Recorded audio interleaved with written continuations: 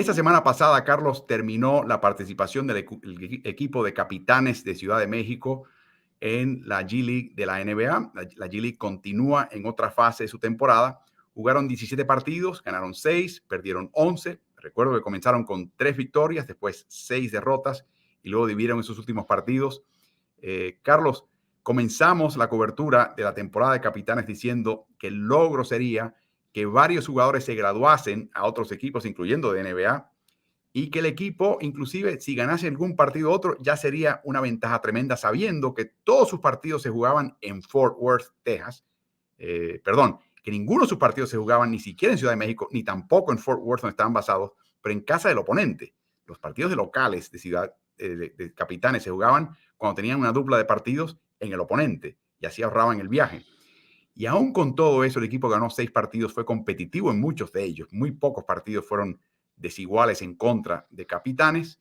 Y esta semana tuvimos la oportunidad de hablar tanto con el técnico del equipo, Ramón Díaz, que ya ha estado por acá en el streaming de Ritmo NBA, como también su gerente general, Nick Leyos. Lo primero que hay que decir, Carlos, es que fue una temporada corta para ellos, pero extenuante, porque tú y yo lo vimos, tanto Ramón como Nick estaban cansados. Sí, de hecho, estaban ambos diciendo que este descanso les venía muy bien, pero aparte de eso, pienso yo que esa primera incursión y el poder tener esa oportunidad de ver de qué se trata la G-League ha sido muy, muy productiva tanto para coach como para gerencia, y que de aquí en adelante muchas cosas buenas pueden pasar para capitanes. Y ustedes se dirán, bueno, ¿y por qué estamos hablando de un equipo que está basado en México y que está tratando de jugar en la G-League? ¿Qué tiene que ver eso conmigo? Bueno, este equipo tuvo mucho más éxito y mucha mayor proyección dentro del proyecto que querían ellos y lo que buscaba el G-League.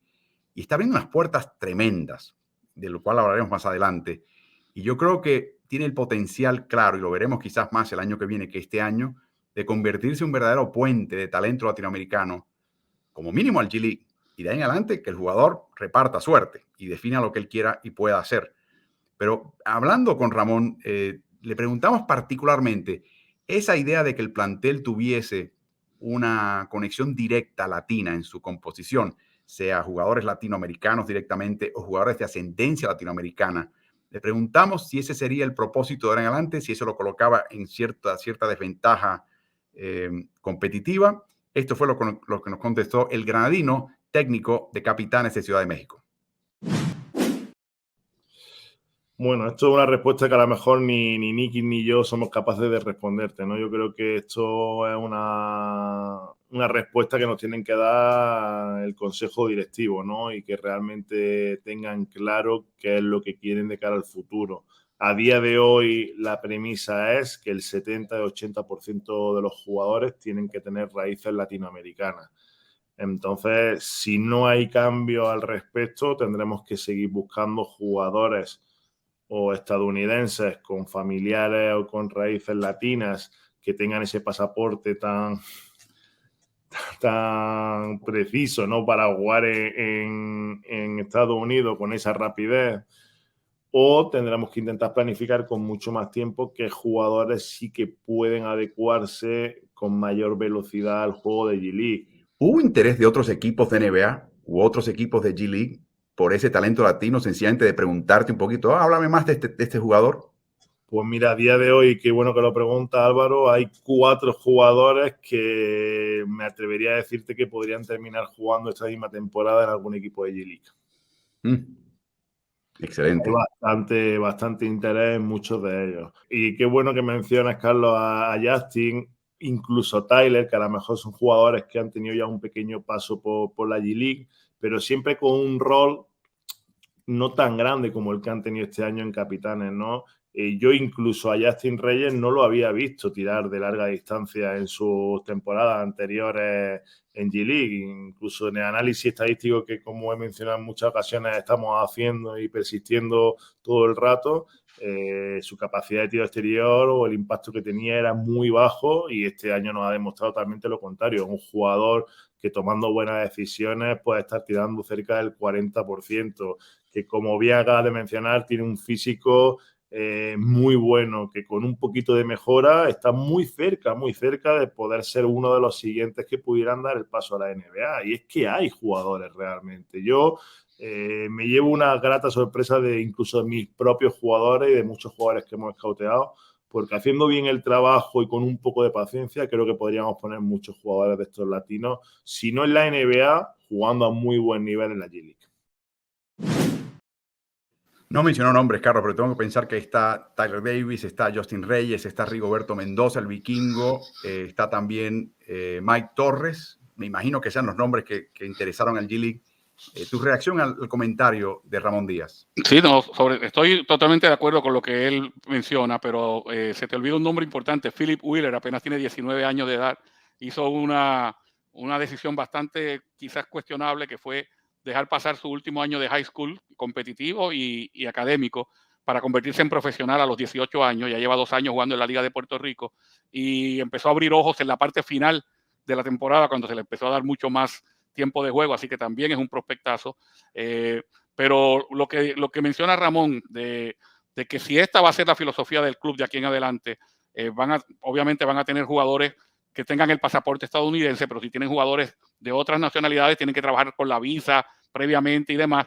Pero esto le va a abrir las puertas, primero que le va a abrir los ojos a mucha gente en Estados Unidos del talento que hay en Latinoamérica, que a veces no hay tiempo o no se toman ellos el tiempo en tratar de verificarlo y de verlo jugar, pero se los está trayendo ahí a la puerta de su casa para que vean ese tipo de talento, y de ahí van a haber muchas más oportunidades para estos jugadores. Yo creo que más adelante vamos a escuchar a Nick, no ahora, pero más adelante el comentario del gerente general acerca de ese punto, ese tema puntual, Carlos, del tema del visado, donde dice, por lo menos tenemos ahora 9 o 10 meses para trabajar. Saquen esta cuenta, damas y caballeros. La G-League no se preocupa de visados, porque generalmente no tiene jugadores extranjeros. Hay algunos, pero no hay muchos generalmente. Y si son extranjeros, son usualmente jugadores que llevan mucho tiempo en los Estados Unidos y ya han normalizado su situación de ciudadanía o residencia. Por lo tanto, no hay un departamento en el G-League que procese o facilite visas, como por ejemplo lo tiene la NBA.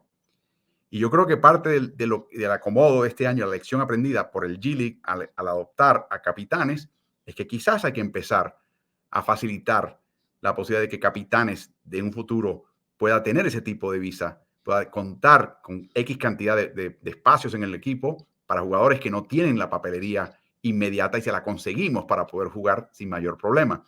Yo creo que hemos hablado un poquito de las desventajas competitivas que tiene Capitanes, esa es una de ellas. De nuevo, mencionamos todo esto porque hay potencial acá de verdaderamente convertirse en no sé, una tubería, un camino, un atrecho importante para acercarse a ser evaluados por 30 equipos de NBA. Pero hablamos y le preguntaste directamente, Carlos, que todos, esencialmente menos una derrota, fueron partidos en el cual estaban compitiendo al final y perdieron al final. Y recordemos que este equipo perdió a Alfonso McKinney, perdió a Gary Clark y perdió a Matt Mooney. Los 3 jugadores referentes del equipo, sobre todo los que liquidan partidos al final. Dale la bola a Alfonso, dale la bola a Gary, dale el balón a Matt y ellos te resuelven el problema al final del partido. Bueno, los 3 se fueron y tuvieron que reencontrar una identidad con el resto del equipo. Esto fue lo que nos contestó Ramón Díaz. Es cierto que lo primero, y además Álvaro es testigo de ello, que en nuestra entrevista que tuvimos antes de iniciar la temporada yo le decía, ¿no? O incluso él me decía, Ramón, ¿eres consciente de que igual no ganan ningún partido este año? O sea, podría ser una posibilidad. Y era cierto, ¿no? Entonces nosotros nos pusimos como objetivo, más que ganar partidos, el ser competitivo, y creo que eso lo hemos cumplido al 100%, ¿no? Creo que un partido en el Showcase de Las Vegas creo que perdimos por mucha diferencia y no competimos, pero el resto de los 16 partidos que hemos jugado lo hemos competido de tú a tú. Y es verdad que después el otro hándicap, los otros 2 hándicaps, uno lo has mencionado tú, que es el jugar fuera de casa, que quieras que no es que te perjudique, pero el tener a tus aficionados, a tu gente, la motivación siempre te da un puntito más también cuando llegan esos minutos finales. Y la otra es que jugadores importantes que habíamos firmado para hacer ese tipo de lanzamientos se nos han ido yendo conforme hemos ido avanzando la temporada, ¿no? Y jugadores que no tenían que tener ese rol han tenido que ir adquiriéndolo conforme iba avanzando la temporada. Algunos días no ha salido mal, Otros días no ha salido bien, como por ejemplo en los 2 últimos partidos contra Ignite, que Rigo ha tenido que coger ese papel de jugador de final de partido, pues en uno mete la última canasta ganadora y al día siguiente falla. Pero bueno, yo creo que es parte, o este año nos podíamos permitir el lujo, ¿no?, de madurar, de aprender, de adquirir estos conocimientos de cara al año que viene. Omar Garrido, Mitch Thompson, Joseph Reyes, tus asistentes. Y cuando pienso en Omar, especializado en el tema de estadística avanzada, ya me comentaste un poquito lo que hizo con Alfonso McKinney, pienso que él puede analizar a capitanes, muy bien, no tanto a los rivales, porque no sabes con quién llega, quién se baja del autobús a jugar contra ustedes. ¿Cómo fue esa experiencia con este grupo? La verdad que, Álvaro, eso que estás diciendo sí que es tal cual, ¿eh? Porque muchas veces teníamos listas de jugadores de 20 jugadores y no sabíamos realmente quién venía, quién no venía. Nosotros hemos llegado a escautear 20 jugadores por equipo en muchas series, porque queríamos intentar llevarlo casi todo ordenado al más mínimo detalle, pues para intentar realmente ser lo más competitivos posible. Pero debo deciros que esto es otra de las cosas que más me ha sorprendido y que no pensaba que era así. Y mira que había visto mucha G-League, pero se palpa la NBA mucho más cerca de lo que yo pensaba. Hay muchos jugadores de two-way, assignment, CB10 que suben, bajan. Realmente todos los equipos con los que hemos jugado, prácticamente todos, traían 3, 4, 5 jugadores con ciertos minutos en la NBA, ¿no? Y esa parte me ha sorprendido, pues, porque eso hace que el nivel de la liga aumente muchísimo más. Interesante ese comentario. Todavía resuena en mis oídos que estamos más cerca de la NBA de lo que pensábamos, Carlos. Recordar, porque lo mencionaste tú y luego en la entrevista que estamos escuchando lo menciona Ramón, que dice, no, se nos fueron los jugadores que estaban para tomar estos tiros y estas decisiones. ¿Para dónde se fueron? Se fueron para la NBA. O sea, hay que recalcar eso. O sea, fueron llamados, ¿no? Fueron subidos a la NBA. Específicamente comenzó con la cuestión esta de la pandemia, que muchos de los jugadores de la G-League, un número exorbitante de jugadores de la G-League subieron, pero en el caso de McKinney, tuvo sus 2 contratos de 10 días, venía su tercer contrato donde ya se tenía que hacer jugador estable del equipo y está en este momento con los Chicago Bulls para terminar la temporada. Es importante destacar todo eso, que ha sido un proceso de mucho aprendizaje, mucho trajín, pero muy productivo. Sobre todo, han rendido mucho más de lo anticipado, han aprendido mucho más de lo anticipado. Por último, Carlos, le preguntamos a Ramón, que ha tenido estadounidenses en sus equipos de capitanes, ha tenido México-estadounidenses en la Selección Nacional de México, como asistente, inclusive como técnico en función, o sea que no es nuevo para él. Pero de repente la concentración, la proporción de jugadores de su equipo que eran o estadounidenses que no hablan español o sencillamente estadounidenses sin raíces latinas, aumentó importantemente. ¿Cómo vivió esa experiencia de dirigir un quinteto o un grupo, un elenco de ese tipo que quizás él antes no había tenido ese tipo de exposición? Esto fue lo que nos dijo Ramón. Pues mira, yo aquí en lo personal te voy a decir mi primera respuesta y después te hablo un poco de ellos, ¿no? En lo mío personal, un cambio radical, ¿no? Es cierto que yo he tenido jugadores estadounidenses en el equipo, pero en equipos anteriores, pero prácticamente todo se hacía en español, excepto algunas indicaciones en concreto para algunos jugadores. Y ahora hemos pasado de eso a que el día a día del equipo sea en inglés, o prácticamente el 90% sea todo en inglés, ¿no? Pues cambia todo, la manera de transmitir, la manera de expresarte, la manera de sentir, ¿no? Pues todo eso, yo que soy una persona que me gusta mucho el transmitir, que creo que quitando la parte táctica y técnica del jugador, hay una parte muy importante de gestión de grupo, ¿no? Y a mí me gusta mucho trabajar sobre ello, pues he tenido que hacer un gran esfuerzo, pues, para intentar expresarme y para intentar transmitir lo mismo en otro idioma que no es el mío, ¿no? Me acuerdo una charla, y le voy a contar una anécdota, con Alfonso McKinney, llevábamos 20 días, y le digo, Alfonso, deja de tirar de mid-range, quiero que haga 5 triples por partido más. Y me mira así con cara de loco, ¿no? Me dice, pero si yo no soy tirador de 3 puntos. Y le digo, mira, esta es tu gráfica.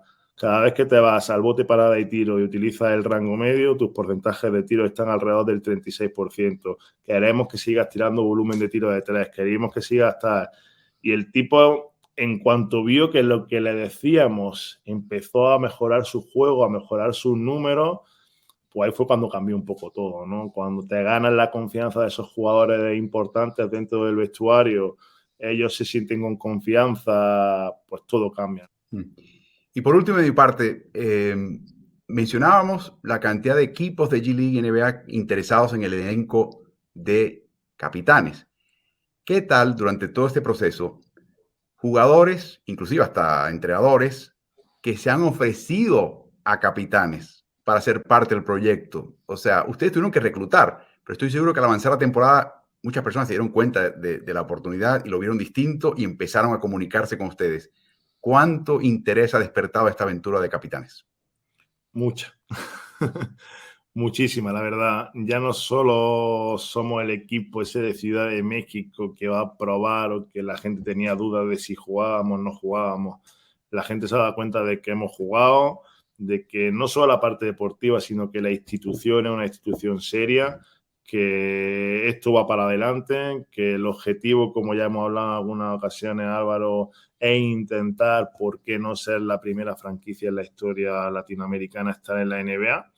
Y ahora sí que hay mucha gente que se está creyendo de qué va esto, ¿no? Y hay mucha gente, pues, porque se está acercando, está intentando entrar en el proyecto. Agentes, ya no somos el equipo de ahí, de abajo, sino somos un equipo interesante porque encima sus jugadores tienen roles más importantes que en algunos otros equipos y suelen destacar más. Entonces, bueno, ya hay jugadores, entrenadores y mucha gente que quiere estar dentro del proyecto. Y yo creo que eso habla bien de Capitanes. ¿Tu reacción, Carlos? Pues, de nuevo, yo creo que Ramón y Nick y la gerencia y los dueños capitanes y la misma NBA, cuando se acerca para hacer este proyecto, tienen las ideas bastante claras. Yo creo que Capitanes se convierte quizás también en un laboratorio, como lo ha sido los partidos que se han jugado en Ciudad de México, partidos de temporada regular de la NBA, la relación que hay de tanto tiempo de la NBA con Ciudad de México, que llega un momento en que tú dices, bueno, aquí se podría muy bien hacer una franquicia fuera de los Estados Unidos, tal y como la tienen los Toronto Raptors. Y esto yo creo que comienza a ser un laboratorio para todos, para entrenadores, para ejecutivos, para la gerencia del equipo, para incluso el modelo de negocios a seguir. Y lastimosamente este año no se pudo tomar todo esa experiencia porque se tuvo que jugar fuera de casa. Pero del año que viene en adelante yo creo que esto va a ser muy, muy productivo para todos, para la G-League, la NBA y obviamente la franquicia de Capitanes. Sin duda, la mayor parte del aprendizaje fue en el área deportiva, en el área más bien de negocios y de modelo de negocios y de emprendimiento. Carlos, tuvimos también el placer de hablar con su gerente general, Nick Lagios. Él sí que te das cuenta que estaba machacado. Literalmente estaba todavía en Fort Worth, no solamente recogiendo sus bártulos para regresar a visitar a su familia, sino también recogiendo todo el equipo del equipo para colocarlo en un almacén o enviarlo a donde procedía.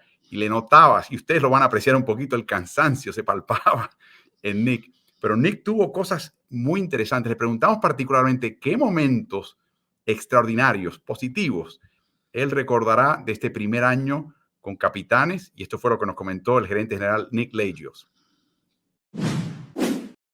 Yeah, so I think started right off the bat. We had our scrimmage in Santa Cruz. We had 7 or 8 players, and I was going into the game looking at their team like, they're pretty good.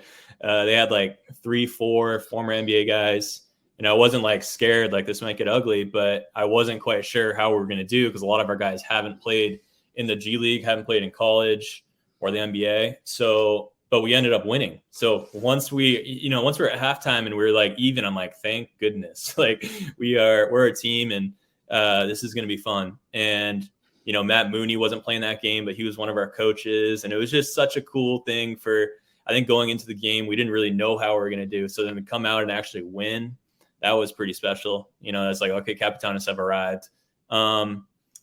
I think another thing that has nothing to do with on the court is when we played in Greensboro and we played in any of our games, the amount of fan support we had was more than anything I've seen with the South Bay Lakers or Lakers. You know, Lakers on the road, there's a lot of Laker fans, but a lot of these games we had 25%, 50% of the fans are cheering for us, which I don't think no other G League team does.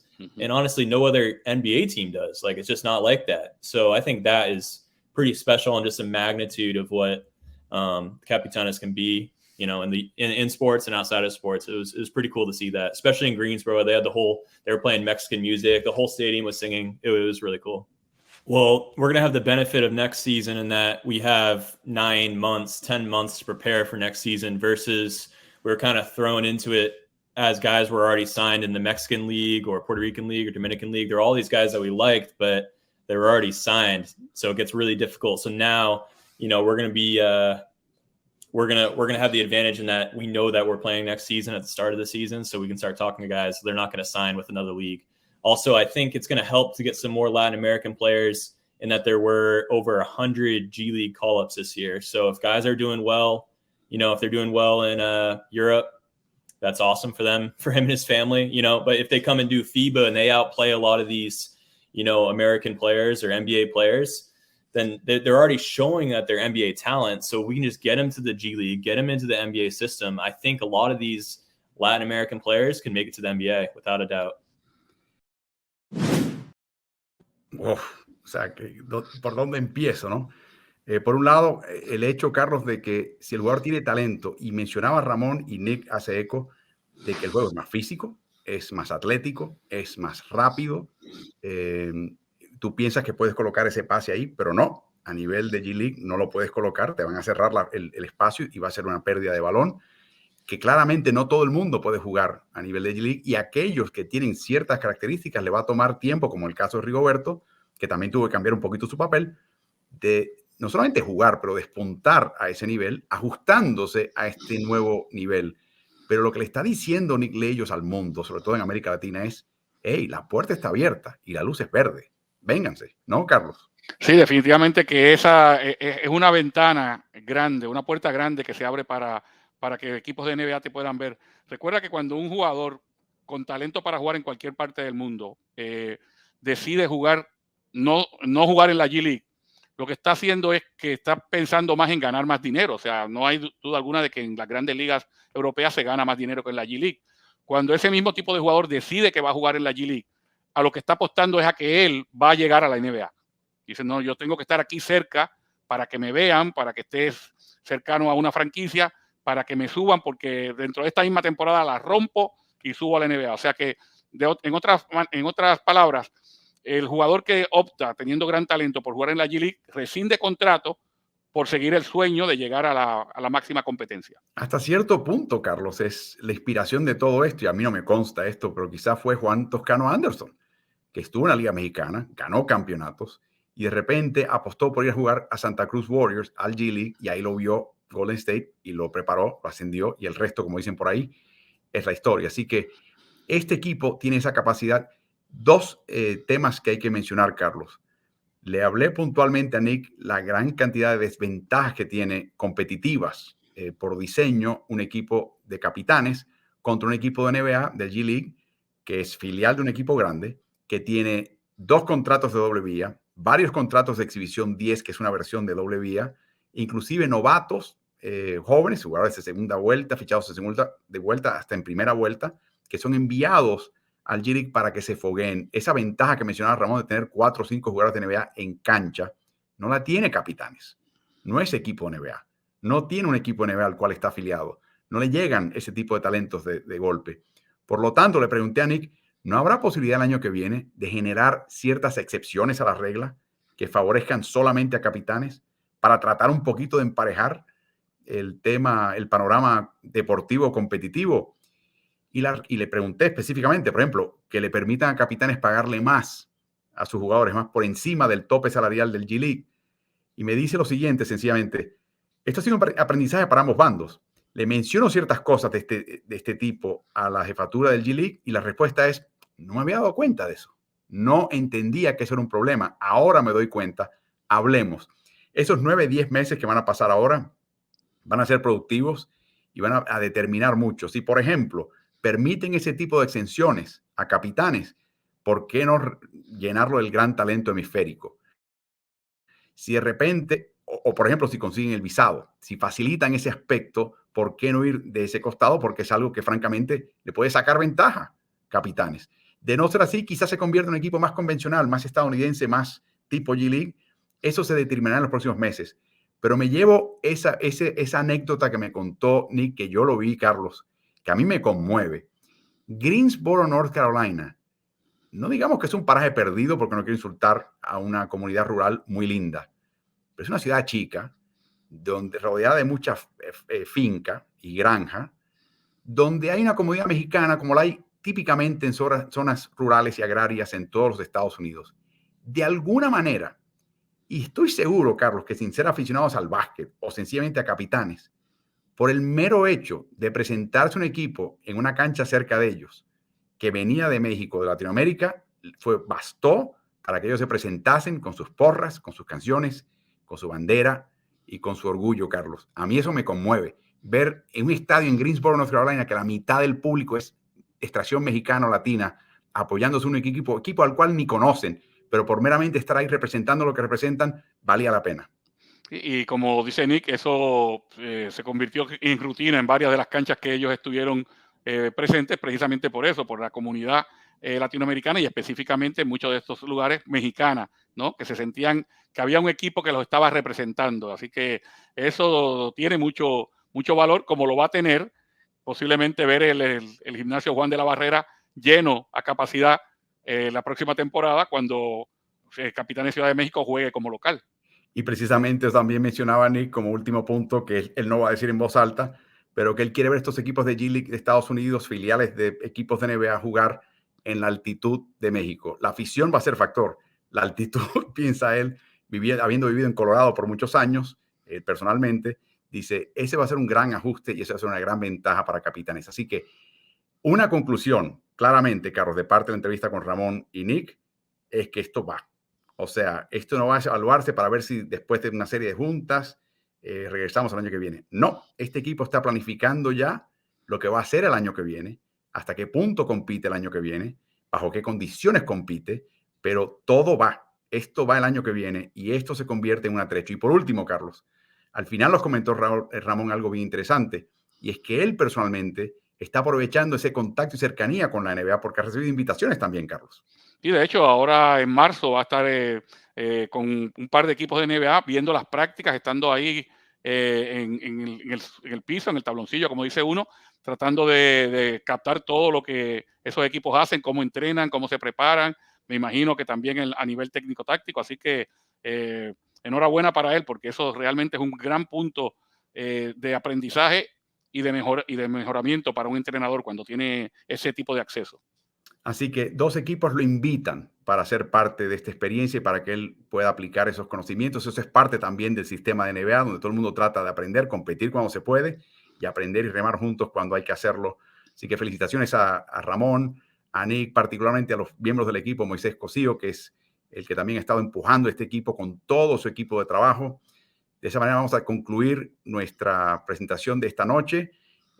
Saco, Carlos, de esta experiencia algo muy lindo. Este equipo para mí superó expectativas y está creando un puente importante entre nuestro hemisferio y la NBA, un atrecho importante que hay que seguir apoyando, siguiendo y ampliando. Así es, me parece que estoy 100% de acuerdo contigo y con todo lo expresado, tanto por el coach como por el gerente general. Así que recuerden que a Carlos lo pueden hallar en sus redes sociales, también lo pueden hallar en @especialistasdd, que es la cuenta de especialistas del deporte, donde tiene también mucho contenido de NBA.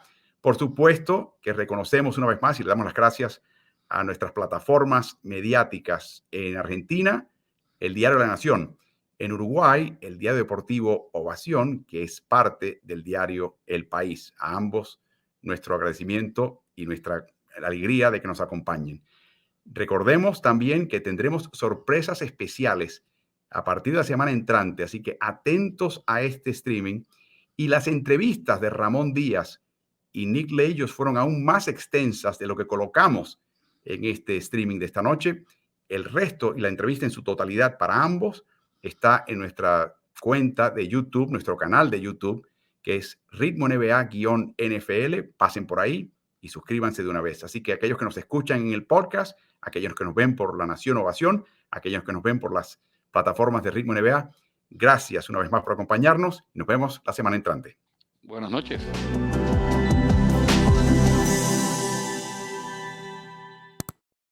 ¿Y tú? ¿Estás en ritmo?